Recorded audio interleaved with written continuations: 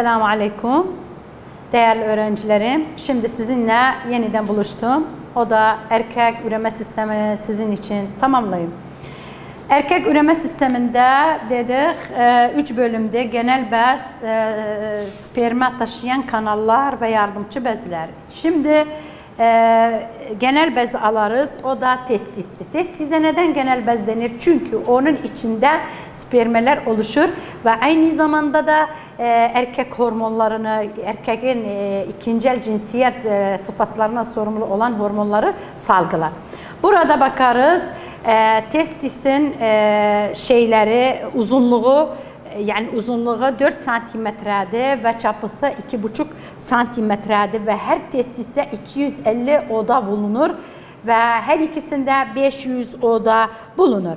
Tabii önceden testis bir deriden oluşan bir zar içindeydi, torba içindeydi kese. Ona diğer sekretom. Bu sekretomdu. Sekretom. Sekretom deriden oluşan bir kesede erkeklerin vücudunun dışında bulunur. İçinde her iki testisi taşır. Bunun içinde ne bulunur? Testis bulunur. Bu testisler bir bu tarafta bir de diğer tarafta. Testislere bakarsak içinde bakarız çok sayıda tüpcükler bulunur. O tüpcüklere ne diyorlar? Seminifer tüpcükleri. Yani de mani tüpcükleri denir. Ve bakarlar her tüpcükün uzunluğu 80 santimetrede. Hepsini toplasak 500 metre uzunlukları çıkar. Bu da görevleri nedir? Bunların duvarında spermeler oluşur. Yani kıvrımlı, çok kıvrımlı tüpcüklerdi. Çok kıvrımlı tüpcüklerdi, seminifer tüpcükleriydi. Bunlar seminifer tüpcükler.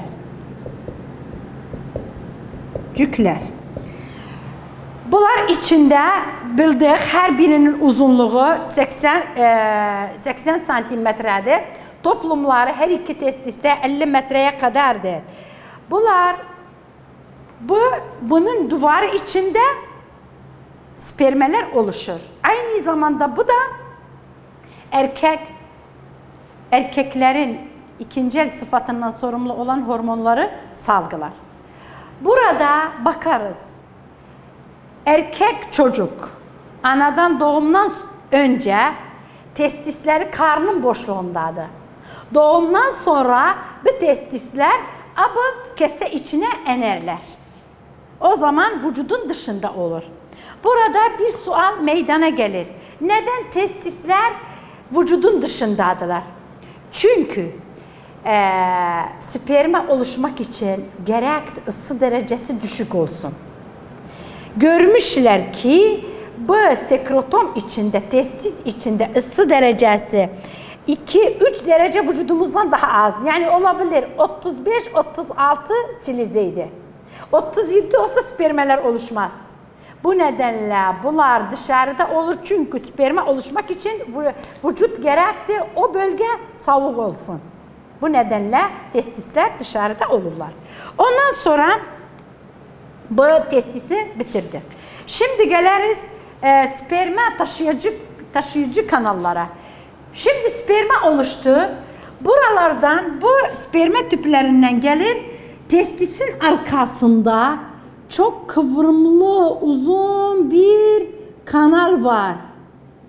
Bu şekilde. Sonra yükselenir. Buna ne diyorlar? Epididam. Epididam. İyiydi. Epididamın görevi nedir? Bu da koyduya mesane. Bu mesanedir. Epididamın görevi nedir? Sperma epididamdan geçtiği zaman olgunlaşır.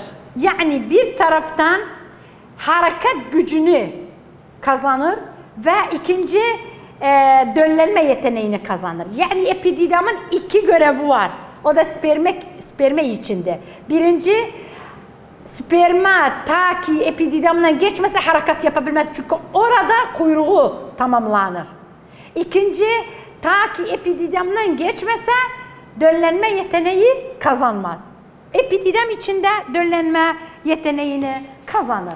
Şimdi burada bakarız. Bu uzanır. Bu epididamdan taşıyıcı kanal. Yani meni kanalı. Gelir, uzanır, yükselenir, karnın içine girer. İdrar kesesi, bu idrar kesesidir. Onun arkasından dolanır. Böyle gelir. Gelir. İdrar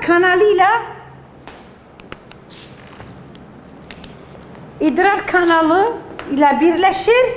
Ortak bir kanal oluşturur.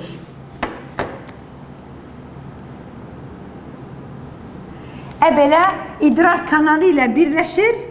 İdrar kanalını oluşturur. Birlikte dışarıya doğru uzanırlar. Dışarıya doğru uzanırlar. Yani bu şimdi böyle olacaktır. Böyle yükselenir. İdrar kesesinin çevresine dolanır. Böyle bununla birleşir. Birleşende penisi oluşturur. Buna penis denir. Penis ve bu idrar kanalı. İdrar kanalı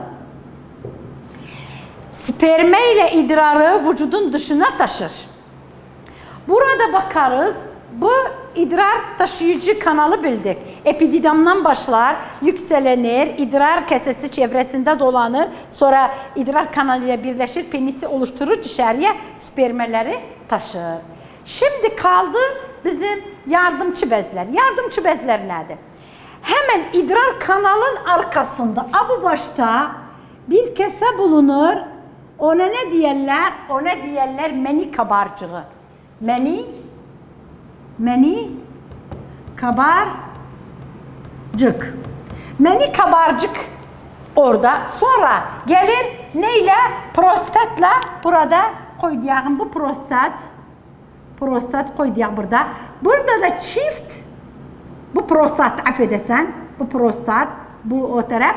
Ve çift köper bezi. Bunlar köper bezi, bu prostat ve bu da meni kabarcığıdır. Bu üçünün önemi nedir? Bu üçü bir sıvı salgılarlar. Spermanın harekatını sağlarlar, yardımcı olurlar. Aynı zamanda spermanın 24 saat canlı kalmasına yardımcı olurlar. Şeye gelirsek, meni kabarcığı. Bir sıvı salgılar, içinde şeker maddesi bulunur. Bu da spermanın harekatı için enerji kaynağıdır. İkinci, varımızda prostat. Prostat erkekte bulunur ama görevi dişide görülür. Neden? Erkek spermanı dişiye taşıma zamanı dişinin üreme sisteminde asitlik bulunur. Bu asitlik bu derecede bulunursa spermeleri yok eder. O nedenle prostat bir bazikli sıvı salgılar. O bazik ne eder? Dişinin üreme sisteminin asitliğini düzeltir. Spermeleri korur. Ondan sonra Koper bezi. Koper bezi ne yapar? Erkek idrar edenden sonra bir idrar kanalı penis asitli olur. Bu asitli sperme için zararlıdır. Bu nedenle hemen Koper bezi bir bazikli madde salgılar, o yolu temizler. Yani dengeler. Asitliğini koymaz. Her üçü birlikte, bu üçü birlikte bir bileşik oluştururlar. Bir sıvı oluştururlar. O sıvıya diyorlar semen. Semen. Yani de meni sıvısı. Meni sıvısı nedir? Bu meni sıvısının %90'ı sıvıdır. %10'u spermelerdir. %10'u spermelerdir. Şimdi geliriz nasıl sperme oluşur. Bakarız nasıl sperme oluşur. Ergenlik çağında ne olur? Hipotalamus salma hormonunu salgılar. Salma hormonunu salgılayanda ön hipofiz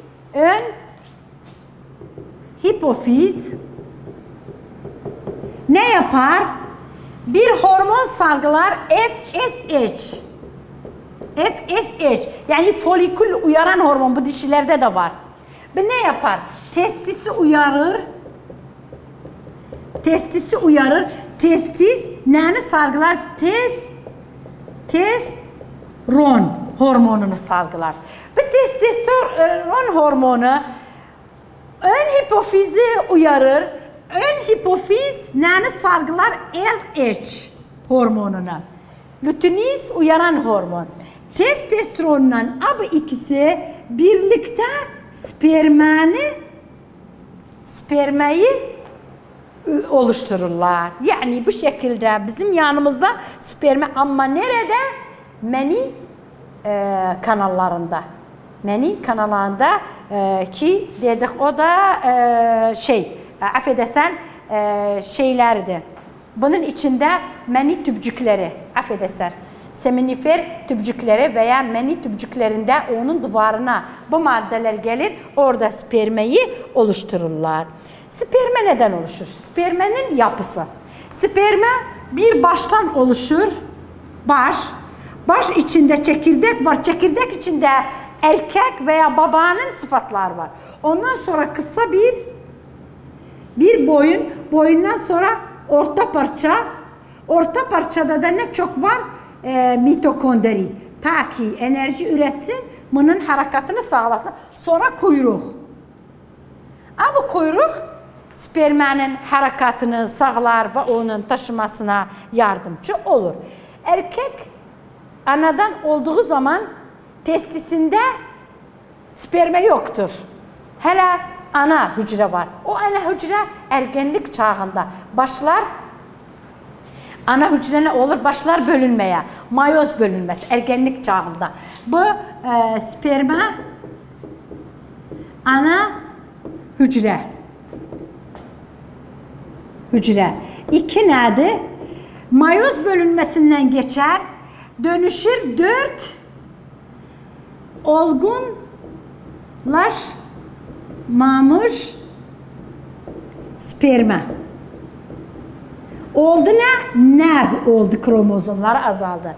Sonra hemen büyür, olur olgunlaşmış sperma. Ne? 4 tane.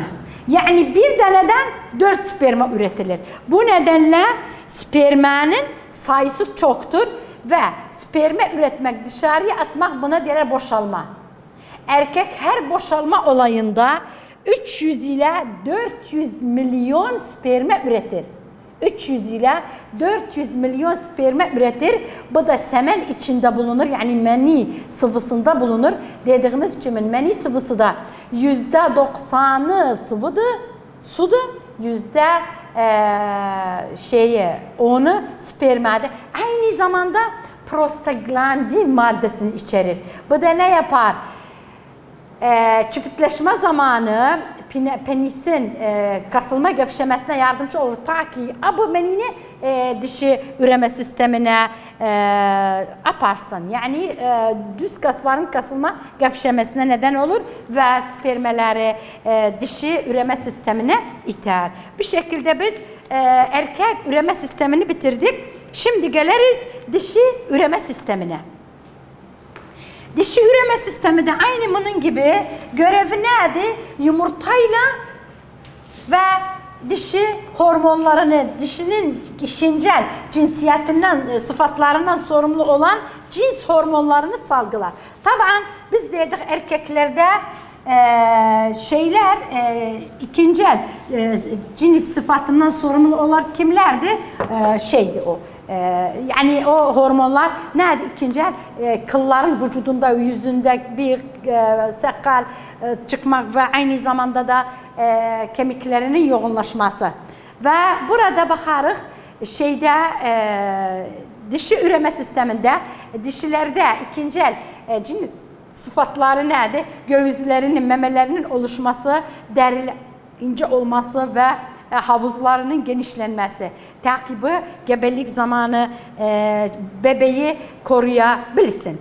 Şimdi 6-2'ye gelirsek dişi üreme sistemi.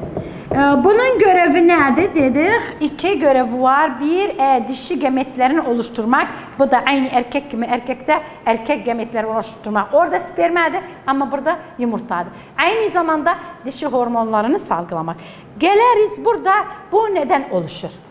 Bu aynı zaman genel bez. O da nedir? Çift yumurtalık. Bu birinci. İkinci, çift Fallope kanalı. Çok zaman yumurtalık kanalı. Yumurtalık kanalı. 3, rahim. Yani döl yatağı. Döl yatağı. Ve 4, vajin. Vajin. Vajinde. Yumurtalığa gelirsek, badam hacminde ve şeklinde olan karın boşluğun her bir tarafında bulunur. Havuz boşluğunda, yani karın boşluğunun alt kısmında her bir tarafında badem şeklinde olduğu yumurta. İçinde çok sayıda yumurtalar bulunur. Onun da her bir yanında çift Fallope kanalı. Fallope kanalı nedir? Duvarı düz kaslardan oluşur. Kirpikli müküz zarıyla çevrilidir. Bunun da uzunluğu yaklaşık 12 santimetreye kadar olur. Bunun da görevi nedir? İki görev var. Bir, yumurtayı yumurtalıktan rahme taşır. İkinci, içinde döllenme olayı oluşur. İçinde döllenme olayı oluşur. Ondan sonra ne gelir? Bizim için rahim. Rahim karın boşluğunun alt kısmının ortasında bulunur. Bir armut şeklindedir veya diğer piramit şeklindedir. Zirvesi aşağıya doğru, tabanı yukarıya doğrudur. Duvarı 3 tabakadan oluşur. İç tabaka, orta tabaka, dış tabaka. İç tabakasına bakarsak, orta tabakası güçlü bir düz kastan oluşur ve sonu iki tarafında dedik şey var, Fallope kanalı var. Bunun da görevi nedir? Görevi kendisini hazırlar, embriyo bunun içinde beslenir. Duvarı her ay dolar kandan, besin maddelerden, sümük maddelerden ta ki bunun içinde kan embriyo beslensin. Sonra ondan sonra şey gelir, rahim alt kısmında darlaşır olur rahim boynu. Rahim boynundan sonra dışarıya olur, o da vagin. Yani mesela biz resmini çizersek böyle bu şekilde bu Fallope kanalı. Fallope kanalıdır. Bu da rahimdi. Rahim. Burada yumurtalıklardı. Bu yumurtalık ovari, bu da yumurtalık. Fallope kanalın bu bir bağ dokusuyla rahmin duvarına bağlıdır. Fallope kanalı. Bağ dokusuyla rahmin duvarına bağlıdır ve Fallope kanalının başı genişti, siller içerir. Bu da yardımcı olur. Bu şekildedir. Yumurtalıktan çıkanda mına çeksin. Sonra buradan gelir. Bu böyle bu şekilde. Burada. Bu da rahmin duvarı kalın bir duvar. Bu da embriyonun beslemesine neden olur. Sonra darlaşır. Bu neymiş? Rahim boynudur. Bu rahim boynu. Sonra olur. Bura dışarıya olur vajin. Burada dişi üreme sistemi bu şeylerden oluşur. Ama burada dişi üreme sisteminde yardımcı bezler yoktur. Hep olayı kim yapar? Yumurtalık. Yumurtalık bir taraftan yumurtaları oluşturur. Diğer taraftan neleri yapar? Hormonları salgılar. Her birinin şimdi görevini bildik. Şimdi geliriz bakarız yumurta nasıl oluşur. Yumurta çocuk anadan olduğu zaman rahminde, affedersen yumurtalığında 400.000 olgunlaşmamış yumurta bulunur. çocuk anadan olduğu zaman 400.000 olgunlaşmamış yumurta var.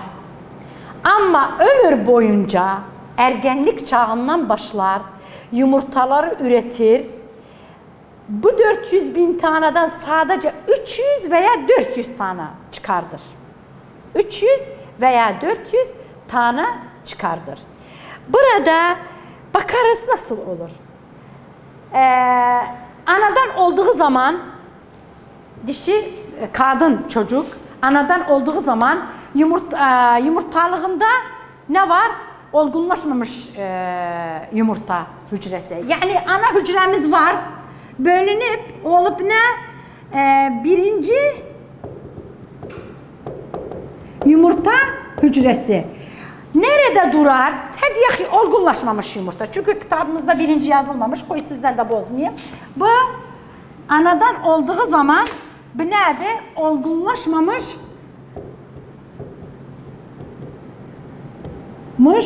yumurta hücresi.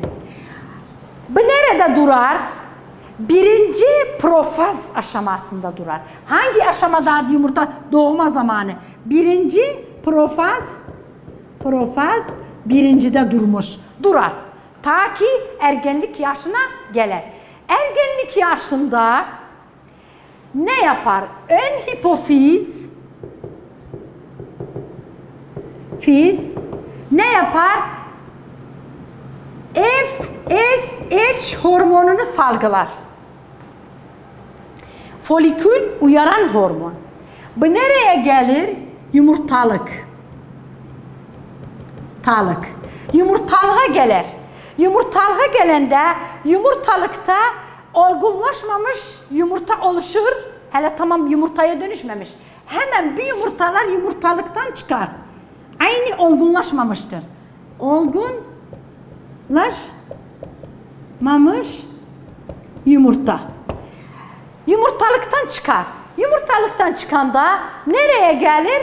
Fallope kanalına gelir. Hemen buradan çıkar. Gelir buraya Fallope kanalına. Eğer Fallope kanalında spermeye rastlanırsa ikinci mayoz bölünmesinin ikinci bölünmesini tamamlar. O zaman olgunlaşır. Ama burada ne olacaktı? Bölünende tabii ne olur? Bu hücre bölünende iki hücre oluşturur. Biri büyük, olgunlaşmamış yumurta hücresi. O biri küçük, kutup hücresi ona denir. Yani olgunlaşmamış hücreyle kutup hücresi burada oluşur. Yani bakın anadan olduğu zaman sadece birinci mayoz bölünmesinin birinci aşamasının profesinde durar. Olgunlaşma zamanı bu gelende FSH yumurtalıkta olgunlaşmamış yumurta bölünür. Birinci mayoz bölünmesini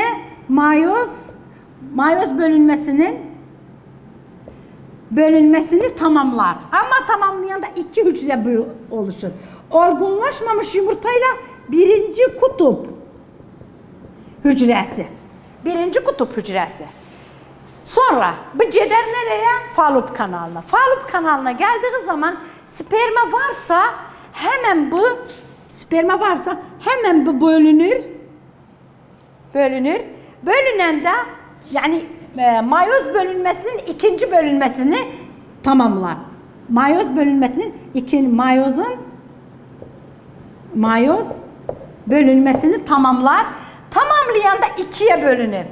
Biri büyük, biri de ne? Küçük. Buna diyelim ikinci kutup hücresi. Yani bu da bölünür 3. Yani yumurta hücresi bölünende bir yumurtayla 3 kutup hücresi oluşturur. O nedenle yumurtaların sayısı spermeden azdır. Çünkü gördünüz bir ana sperme hücresinden 4 sperme oluştu. Ama burada bir yumurta hücresinden bir yumurtayla 3 kutup hücresi oluştu. 3 kutup hücresi ne olur? çözülür, yumurta için şey olur. Yumurta için besin olur. Burada oluşur. O zaman diğer olgunlaşma zamanı. Eğer de sperma bulunmasa o zaman gelir rahimden dışarıya atılır. Adet döngüsü oluşur. İnşallah yarın sizin için bu bölümleri hepsini tamamlarım saygılarımla.